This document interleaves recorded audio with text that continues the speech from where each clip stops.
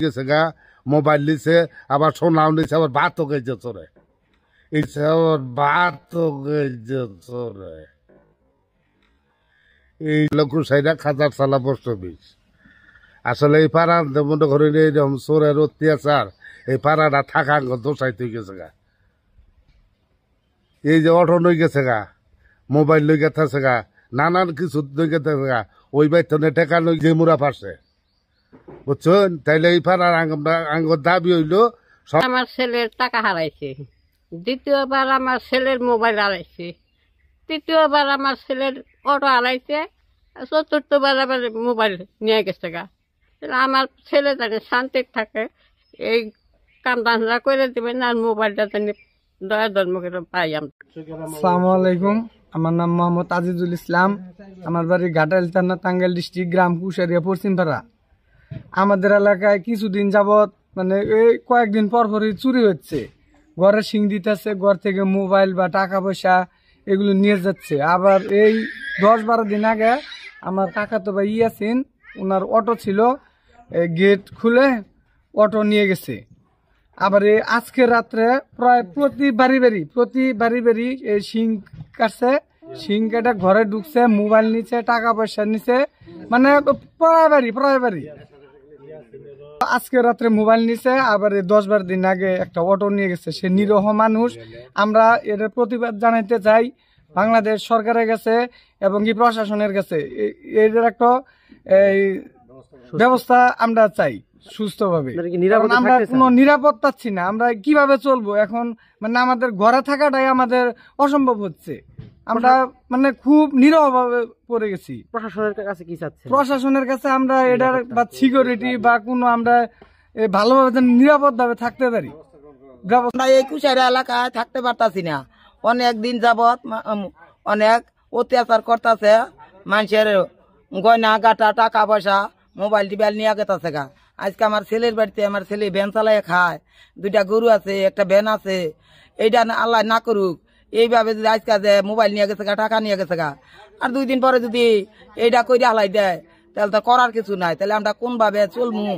এটার জন্য আমরা অনেক কাছে বিচার চাই। তাহলে এই যে আমরা মহিলা মানুষ থাকি, অনেক সময় দেখা যায় বেড়া মানুষ বাড়িতে থাকে না, মহিলার কাম ছিঁড়া গয়না গাটা নিয়ে যায় গা। তাহলে এটার জন্য অনেক কাছে আমি আমার নাম মোহাম্মদ ইয়াসিন, গ্রাম কুশারিয়া পশ্চিমপাড়া।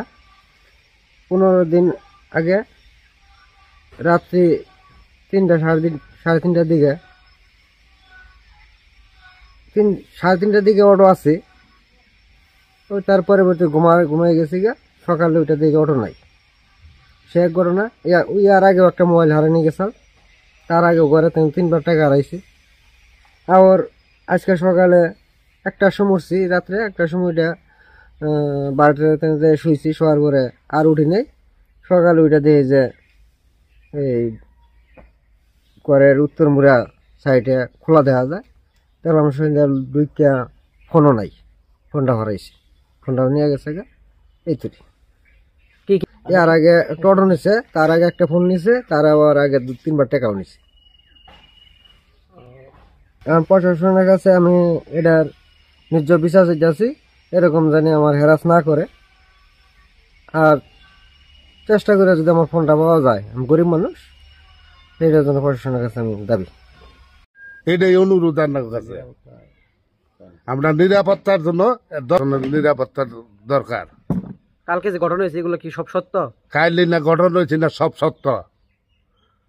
আমরা নিজেও দেখলাম, গ্রামবাসীরা আমরা নিজেও দেখছি, দেখা পরে মনে করেন যে সেরা আমার নান্নাকে বলে গেছে।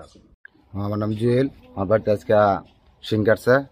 আমার বাড়িতে থেকে 1 গয়না গাটা নিয়ে গেছে, মনে করেন যে 1 ভরির উপরে টাকা নিয়ে গেছে 1 লাখ। গাড়ি মধ্যে ব্যাটারি ভরমু, ব্যাটারি ভরার জন্য টাকা উঠাইছি ব্যাংকে থেকে 1 লক্ষ টাকা উঠাইছি। টাকাটি নিয়ে গেছে, তা 2টা ফোন নিয়ে গেছে, একটা টাচ ফোন, একটা বাটাম ফোন। মনে যে চোরা যে অত্যাচার আরম্ভ করছি, চোরা যে অত্যাচারে তাদের মনে যে এলাকা থাকা যাবো না, এলাকা থাকাটা উঠে গেছে গা। ওখানে কি করি আমরা প্রশাসনের কাছে এই আমরা চাই, বিচার চাই যে আমার কি করবেন, আমার নিরাপত্তা দেন। আমার বাড়িতে না খালি একাই, এই আজকে রাত্রেই মনে করেন যারা 3-4 জায়গায় এই একই অবস্থা। অনেকদিন ধরে দেখেন আল্লাহ আমরা 2টা গরু পালমু, ছাগল ইয়ে আমি একটা ব্যান গাড়ি চালাই একটা ব্যান গাড়ি তুমি আল্লাহ না করুক আবার ইয়ার পর দেখা যাবে একটা ব্যান গাড়ি নিয়ে গেল এই দুটা গরু আছে আমার দুটা গরু নিয়ে গেল আমরা কি করবো আমরা ইয়ার জন্য আমরা প্রশাসনের কাছে বিচার চাই আমরা বিচার করে দেন